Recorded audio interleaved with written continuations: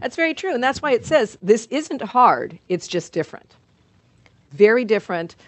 This way of thinking is very different than what we've been told. Okay, so that becomes, the Course even says this is the truth, though. And so turning in this direction is supported by the power of God, which is our life breath. It is everything that truly does sustain us, as Bud was kind of saying, all those things. It is what sustains us. So when we, as the Course says, when we turn in that direction, we are given this strength, this power of God that moves us along. But turning in that direction is very different than what we're used to. It's the road less traveled. It's making a new path that we're not used to. We either walk the old trodden path that everyone else has trotted down that's easy to walk on, or we cut in to the road less traveled. We cut into the path that's less traveled. And that's new. And the Course even says, this path is new to you. It understands this all the time. There's all sorts of metaphors in the Course that says this path is new to you, and you will be unsure and perhaps step off the path from time to time. But never be worried, because you'll go back onto the path, because I am there to help you. And the moment that you're ready, we'll start again. So yeah, we're constantly, thinking we need to blow ourselves up like the big frog, and we need to, the bigger we get, the stronger we will be. And yet we find that so many things, I think I've told you this so many times, when Jeffrey was little, was studying math, or not math, science, and they would be talking about how the world was made and the structure and the earth and the crust and all this other stuff. And we were talking one time, and I said, well, what do you think is stronger, water or rock? And he goes, oh, rock, because it's big and thing. I said, really? And then he said, no, water, because look at the Grand Canyon. And so you look at that and you go, the world would say rock, this big muscle thing. And yet what do we know? Water has the ability to cut through rock. Look at the Grand Canyon, made by water. Just the constant, consistent awareness of water wears down even the strongest things. And so when you do a meditation like this, when we say, I am sustained by the love of God, doesn't that feel like a flow? Doesn't that feel like a flow of truth? When you allow that to go through your body, doesn't it feel like a flow of truth going through you?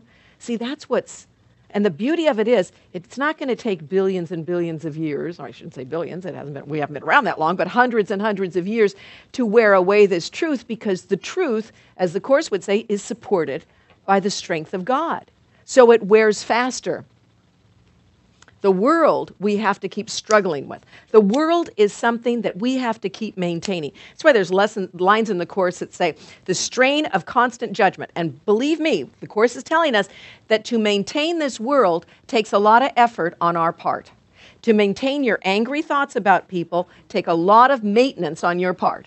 You got to think about those people. You got to keep them under your finger. You got to keep them judging them. You got to keep them, why they did that and why they did this. And you've got to keep those people on the crazy little wheel, the little rat wheel, that we want to keep spinning around. We got to keep judging these people. It says the weight of constant judgment is literally wearing on your mind.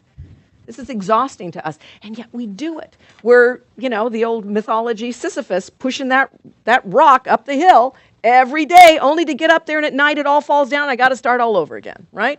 Next day I'm pushing it up again. Aren't you tired of pushing? Wouldn't you rather allow that spirit to work through you? Doesn't mean that we don't do things in the world. Doesn't mean I still don't have to get up and do the laundry or make dinners or, all the things that we have to do, maintain your house, all the stuff you have to do to keep life going. But now we do it with the strength of God by our side. We do it knowing who truly and what truly sustains us by our side.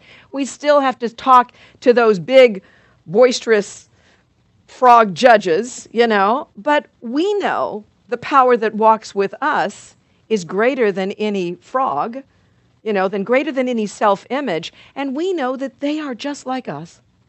And that's a call for love as much as my calls for love when I'm upset or I'm angry. And that if we can see that, because can you imagine every day to have to get bigger and bigger and bigger? How hard that must be for them? To hold this image, and no one believes they're that, do they?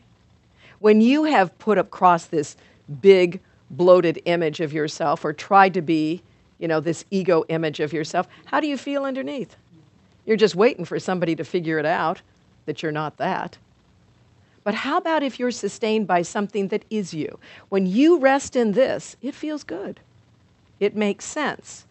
And this is the strength that the truth about us bends to.